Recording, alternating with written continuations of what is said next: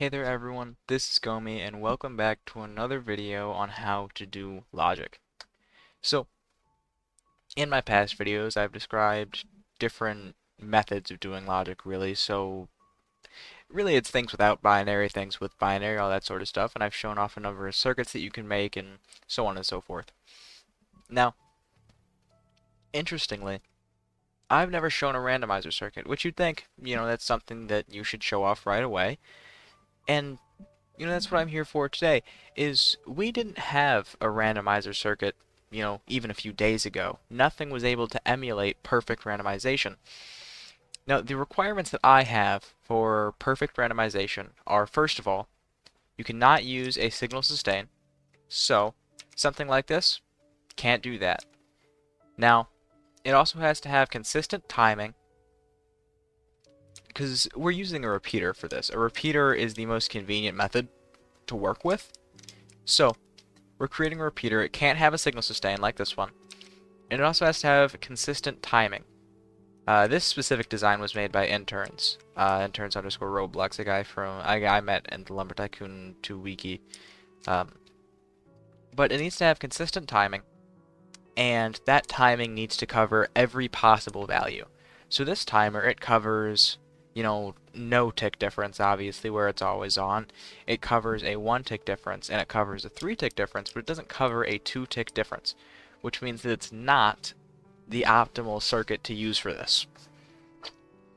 So those are really the two specific criteria. Now, ideally a randomizer wouldn't just be a repeater, right? So it also would have to have at least a description of how to make it and infrastructure to make it random. Now, I made this circuit the other day, and it uses delays, it has consistent timing, it can do every single value of time in between ticks, although this design isn't necessarily perfect, because, well, how do you make it random? So the next step after you make a repeater is to make it able to show those random values. This was my second prototype. So this was my first prototype, really, where I just considered a repeater. This is where I actually started considering a randomizer. And my perspective, which I feel like the theory part of this is very, very important, so I'm going to describe the theory of the circuit right now. If you don't care about the theory and you just want to create the circuit yourself, I will provide a time on the screen right now for where you can go to just see how to build the circuit. Now, in this case, there are some optimization issues with this circuit, which is why I have this one right here. But what we're going to consider first is what makes this circuit work. Now, these OR gates here, very, very simple purpose. This button goes into both of these signal delays, and these signal delays wire into themselves. So, if this guy is on, and this guy is on, and I just had the button go to both of them, they would be turning each other, they'd be giving each other output at the same time. Which conveniently in this case wouldn't actually be much of a problem, which is actually part of the optimization issue. As we can see right here, we only have one delay, and I'll describe a little bit about that later. But in this case, we wanted to make sure that this button and these delays would not be connected to each other directly to where they'd be sending outputs because of each other instead of just because of themselves. Now, we get to where the circuit actually starts. We have this NOT gate right here, which goes into an AND gate. This AND gate, these two, really, are checking for an input. So whenever I input into the circuit, it will tell these AND gates that the input is on. And we only have two cases here. We have that this delay is on, which is upstairs, and when it's off, which is downstairs. And that's what the NOT gate is for. Now, we check for on or off right here. These outputs of the AND gates, and we put those outputs into these. This circuit uses a lot of, prior designs of mine just to make everything work well. So these right here are signal locks, which I believe I've done a video on. But they're signal locks, which means that when I send a signal through normally, the signal just goes through. But if I have some sort of locking mechanism on, like these OR gates in this case, which connect up to these memory gates, but if I have something that is permanently on, there's no way that I ever get an output out of these signal locks. So these signal locks, the bottom one, which is when I say that this guy was off, right? When it's off, it goes into a delay that waits 1 tick, and then it tells the system to go forward with this guy, which I'll describe in a moment. But otherwise, it goes into OR gates. Now these OR gates are because when you turn on a memory gate, it turns on the output forever until you turn it off, which means that if I turn on this memory gate, then I will always have this delay on, which is not ideal. So I leave it as just an OR gate. This OR gate goes into the memory gate, and it tells the memory gate to turn on. This memory gate then goes up to this OR gate and goes into the signal lock for the top one, which solves an issue, right? So this top one is for if this is on at a given time. The bottom one is for if it's off. And so whenever the bottom one is on, I make sure that the top one stays off. Now I do this because when I input into this system, the input never will last only 1 tick. It lasts more than that, which is actually a bug. But that input will last longer than it should, and that means that you can't actually do like really anything with it because it breaks the entire system. You're always going to be told that it was on when it was off, or that it was off when it was on. Unless you do some fancy other stuff, and then you have a chance that it will output correctly, but it's not guaranteed. So what we do is we tell it, you know what? If I take this signal and I immediately tell it that nothing else can be on, then nothing else will be on. So we fix our problem. And that's what we do. We say whenever the top one is on first, the bottom one stays off forever. Whenever the bottom one is on first, the top one stays off forever. And then you can just change that later, right? You can reset the system. Now, this 1 tick delay is going to say something about these delays, right? These delays are set to the exact same time. They're on at the same time. Now, what this means is that if I check, let's say like when this is at the very, very bottom, if I check when it's at the very, very bottom, then I know for a fact I will get an output of 0, right? It's going to be off. And then 1 tick later, that output would be 2, which is also off. But another tick after that, it would be 3, which is on. So really the better example here would be if you started 1 tick up from the bottom, and then you went to see, you start 1 tick up from the bottom, which is 1 tick before there's an output, and then you see that that's off. You wait 1 tick after that, and then the tick after that, you see that it's actually on, which is perfect. That is what this shows. That's what we use the 1 tick delay right here for. We tell it to hold up a moment. We want to see if we're going to get an output from the very next tick, or we'll do another delay and check the next tick after that. Kind of. Our very last tick doesn't require a delay, because our very last tick is just if our second to last tick isn't actually on. Because if I've exhausted every other option, then the last option is obviously the one that has to be true. So we do that, and then we get to this part. This part is the exact same as this. It's actually the exact same circuit, right? Which is really, really convenient. So it just takes the output from the last one. If the last one was off, then we continue over here. It checks, and it does the exact same process. And then it outputs. If the bottom one is on, then you know for a fact that this was off 1 tick later, which means that your third output is true.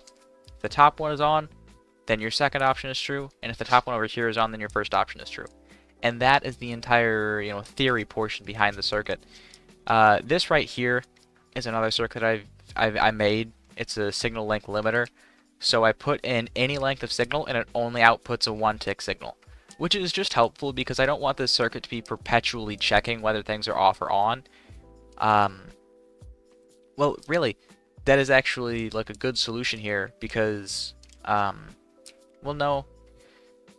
So the reason that I do that is because I want to know for a fact that if I reset this system, it isn't just going to keep giving me random values instead of having to wait for the next input.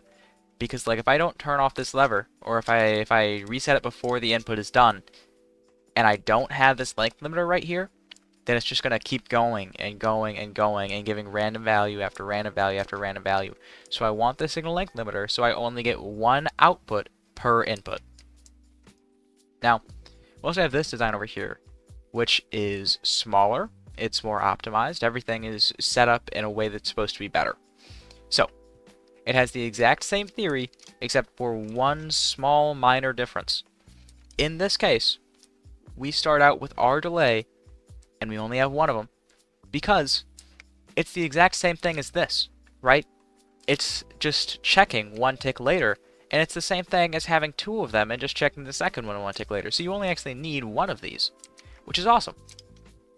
Now, because we've gone through all of the theory, and I hope that that portion made sense, what we're going to go ahead and do right now is we're going to recreate the circuit right over here. Now, initially, to make a 1 and 2 randomizer,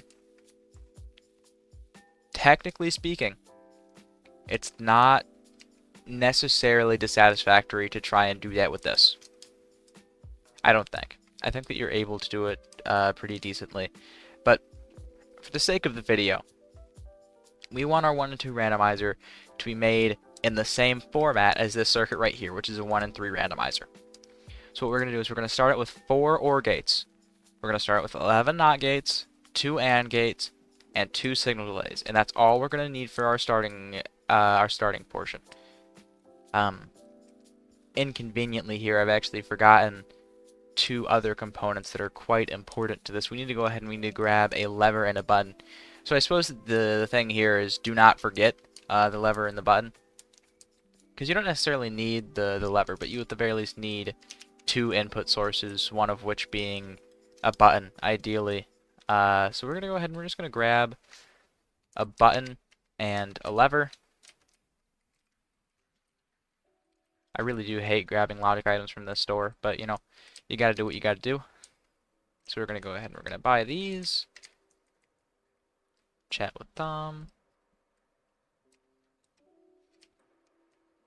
Sorry to take up your guys' time with buying items. I know it's very evil of me. I had to go and grab 4 AND gates for this video. I just had to go down to Link's Logic just for those. When I got to the ferry, it was it had just departed, so that kind of sucked. Okay. Now though, we've got all of the components that we need. We're gonna go ahead and we're gonna just put these right here to show our requirements here. Now, if you want to do anything more than 1 and 2 as well, this is important to mention right here. These are all of the components you need for every extra chance that you want. So if you want to have 2 different chances, you just work with these components. If you want 3, you work with both of these rows of components. If you want 4 possible outputs, then you take this second row of components and you duplicate it. That's a bad word. You take another copy of this amount of components. So you take another 4 OR gates, you take another 9 NOT gates, another 2 AND gates, and another signal delay. Now what we're going to do here is we're actually just going to recreate the circuit similar to what, well actually exactly like what's seen here. But we're going to start out by making it the 1 and 2 circuit. So, we know for a fact that we need at least 1 stud of distance between this signal delay and what's going on up here. So what we're going to do is we're just going to grab this signal delay.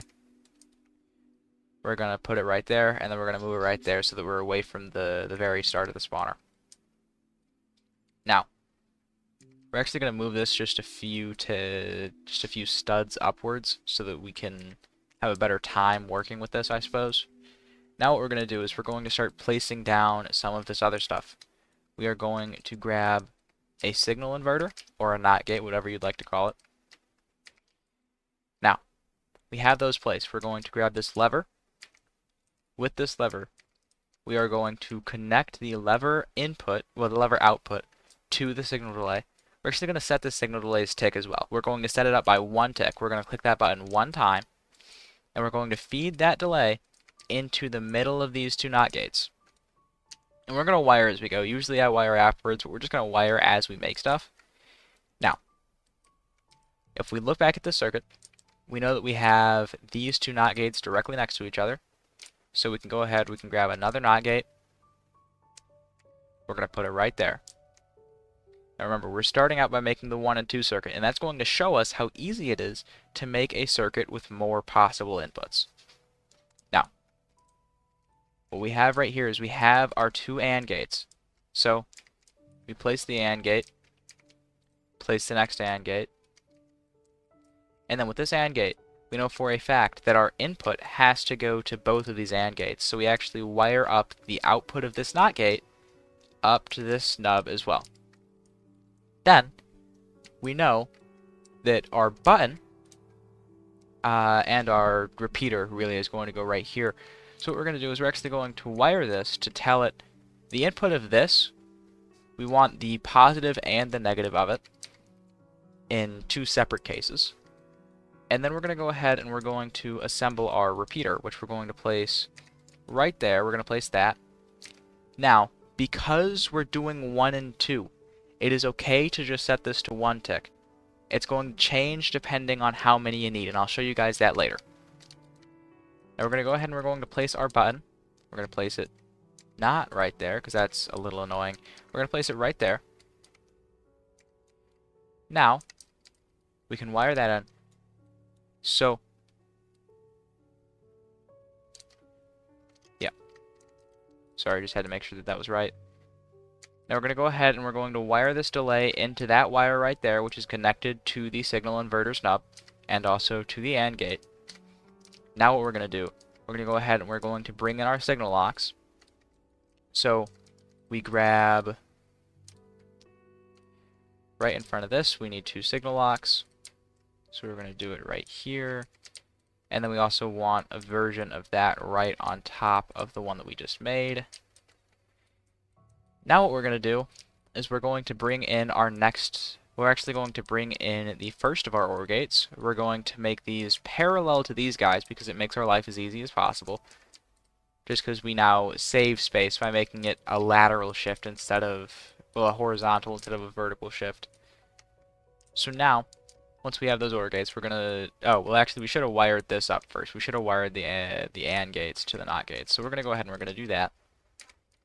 Just so that everything is looking nice. So now we have this. And now we're going to connect up these to these OR gates. Now these OR gates, again, are used to prevent signals from going back. So, now that we've done that, we need to create some memory gates, which I believe that I also have a video on. They store memory. The only issue with them is that whenever you use a memory gate, whenever you reload, there is a sort of randomization event that occurs that just really messes up the function of it. So you need to make sure that whenever you reload, you're resetting them, which is why it's nice to have a reset button on all of your builds, which some people find a little bit controversial. They think that it's a little bit, time consuming. It takes a lot of wires, but contrary to other designs, I think that this memory gate design is the best. I was actually shown this design by a buddy of mine named Adam, so it's one that I enjoy using, and it's one that I think is very, very beneficial to know how to make. We're going to connect it like that, or we can connect it the other way. You can really do either.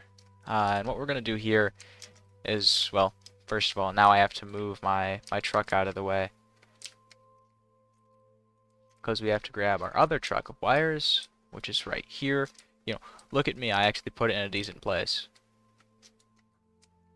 I knew I was going to have to swap out my truck for the video, and I was like, might as well just have that ready then. And we're going to go ahead and we're going to wire this top OR gate to this as well. Now what we're going to do, we are going to add in 2 more OR gates. These are going to be the last components that we need for the 1 and 2 chance. So we're going to put these 2 OR gates up here. We're going to wire into this. The case where this is off, we're going to wire into one of them. So when it's off, we're going to wire that into the first one up. So we're going to wire into this guy. And when it's on, we're going to go off of that and just wire it up into the very top one right here. So we now have those connected, and this is saying that if this is off, then we're going to send an input into this OR gate, which means that this middle one, well, this bottom one of the OR gates right here, is going to say that the bottom one has turned, well, it's the circuit, the randomization was off. The randomizer did not have an output, which means that now what we can do, well, first of all, it's just a little bit easier to wire it this way, in my opinion. So we're going to take it from when the top is on, and we're going to say to keep the bottom off, to keep the negative output off, and then we'll wire this guy. We'll say that when this one is on, we keep the top one off. We keep the positive output off. Now, that I do believe is actually all of the wiring that you need for this. So to turn it on, you click the button. Oh, well that is a missed wire right there. You have to make sure that the delay is connected into itself, so there's actually a repetition happening. So you're going to do that first. You're going to click the button. It's going to look like that. It's going to be repeating. That doesn't seem right.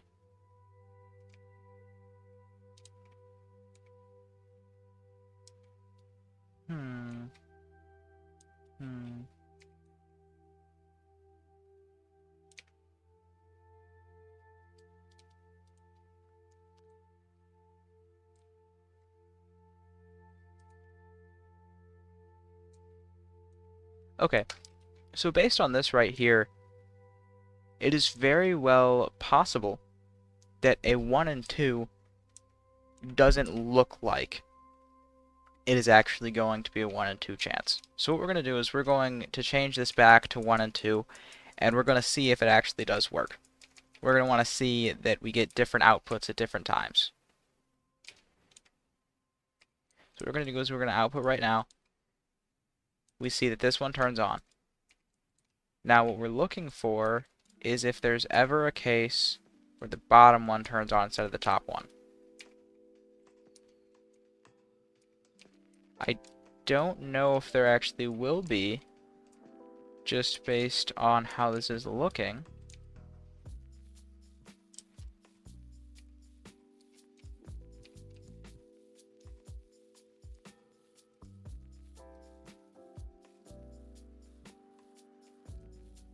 Yeah, that's unfortunate. Okay. So that, I suppose, is the one issue with a randomizer circuit like this, is that if you try to do it at 1 and 2, it actually updates too quickly to have a perfect 1 and 2 chance. Now, the way that you can actually get around this is you can go for a multiple of 2. Like, I could go for 4, right? I could go for 4, and I could say that for 2 of those 4 cases, we're going to have an output. But this is good to know, is that when you're creating it like this, you don't have any real possibility here. So we won't have a chance, even. But still, it stands that it's important to build it this way first so that you can show how easy it is to make the next portion of it. So, unfortunately, a 1 and 2 chance directly does not work. That's a little bit weird. The lever got stuck. What we're going to go ahead and do is we're going to replicate this next portion of the design. We're going to go ahead and we're going to add our signal delay right here. We're going to put it directly next to this guy. We're going to set it to 1 tick. We're going to press the button once. It's going to look like that. There's just a small bit of space, and it's directly next to that second bar right there. Then what we're going to do is we're going to add in our AND gates right next to these guys. Got to be facing the right way, though. We're going to do that. Now, the cool thing about this is that it's basically just the exact same thing again. So we're going to go ahead and we're going to put that right there. We're going to put this right here. We're going to make our signal locks again. And it's important to put this delay here first because it will be hard to get to elsewise unless you increase the space, which I suppose that you could do, but it'll still be hard to get to even if you do this. So I would suggest to work with your signal delay there first and then just leave it there because you never have to change it for any extra iteration of the circuit. Now what we're going to do is we are going to tag our next OR gates onto here. OR gate, OR gate. We're going to grab these guys. Now, it doesn't really matter how you put them, but I personally like to put them in a certain way, just so that I know consistently, like if I want to reset them, then this is how. Because you can reset them by clicking move and then clicking off of it, which is a lesser known fact about these, but it's one of the best things about them. But we're going to go ahead and we're going to put these OR gates up here. And now we're going to wire this portion, which I probably should have done along the way, but it's not that bad. It's alright. We're going to go ahead and we're going to grab the input right from this guy. We're going to say, alright, well, whenever I do this, I want to go ahead and I want to tell this to turn on.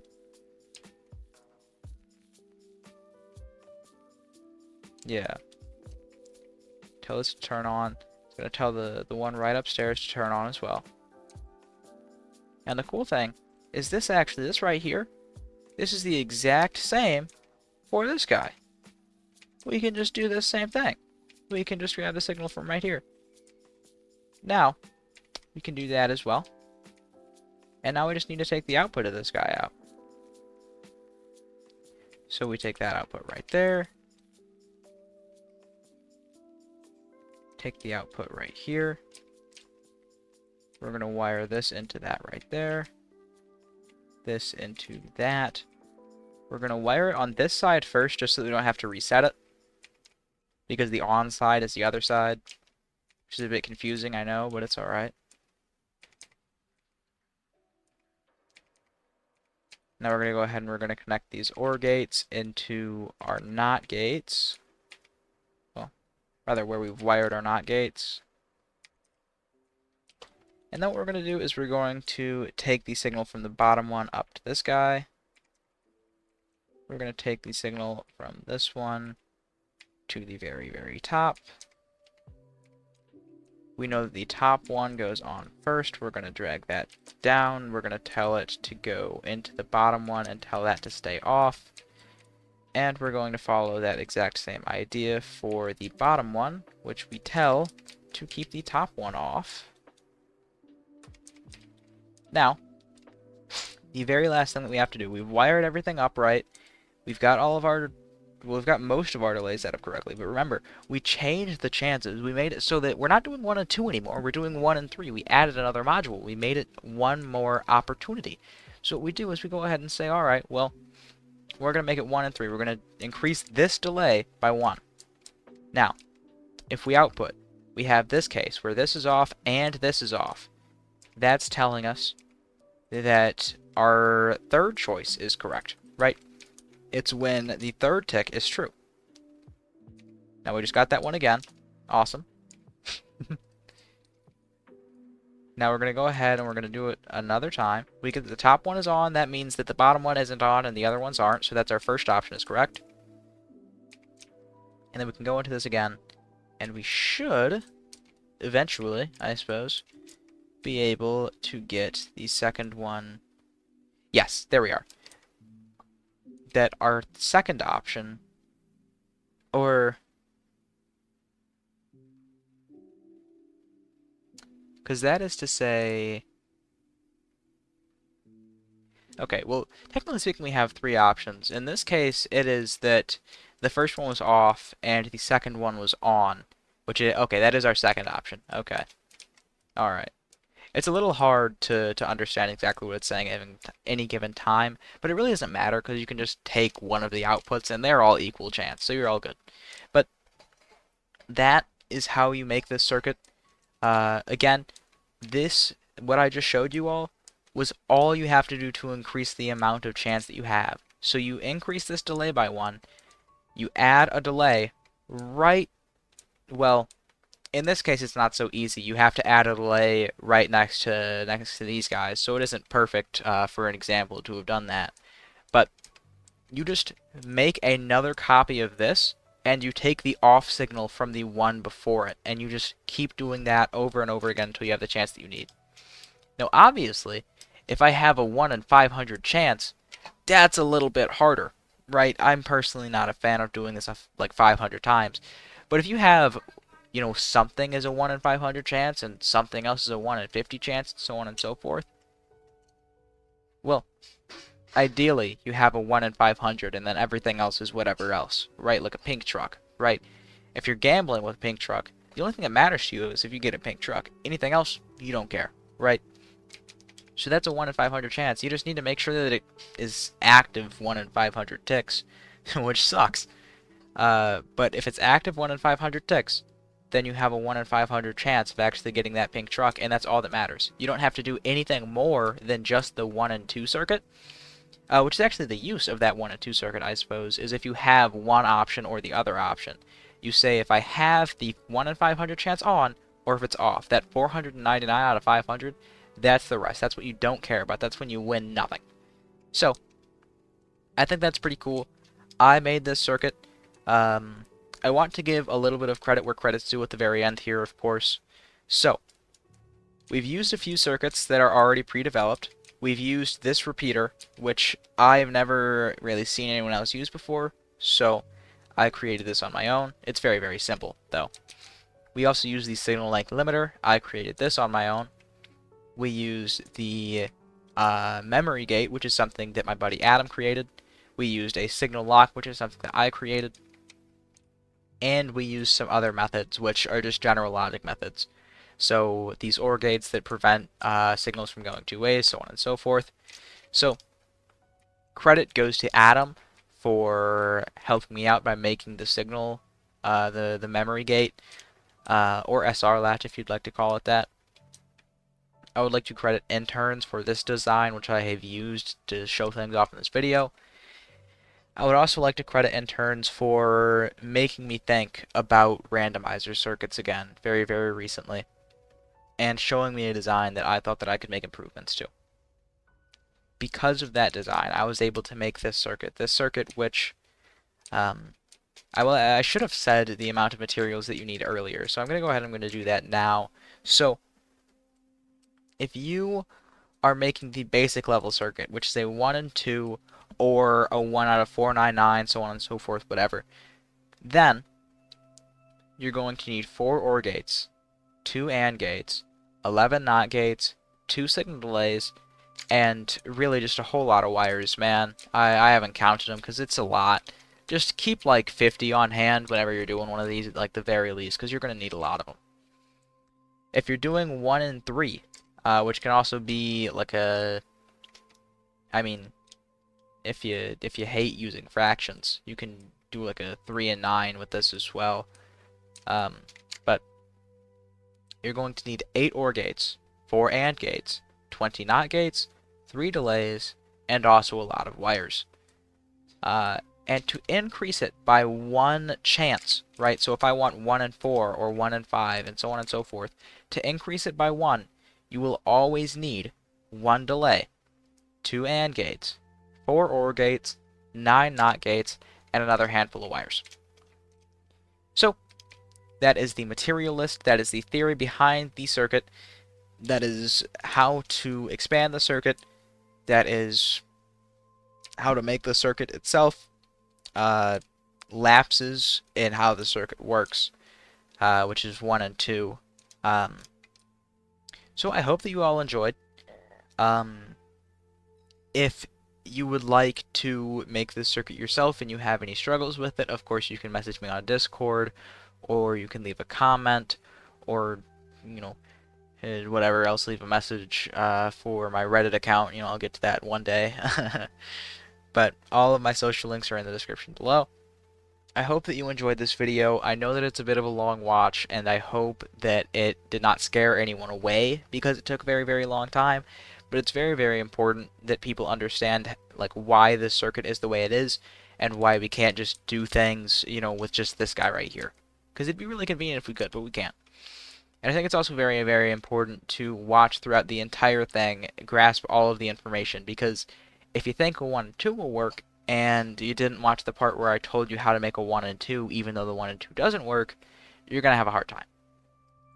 So, again, thank you all so much for watching. I hope that you had a great time watching today. And If you would like to, please subscribe and like and comment. Otherwise, I hope that you have an absolutely amazing day, and that this circuit's actually useful to you. Goodbye.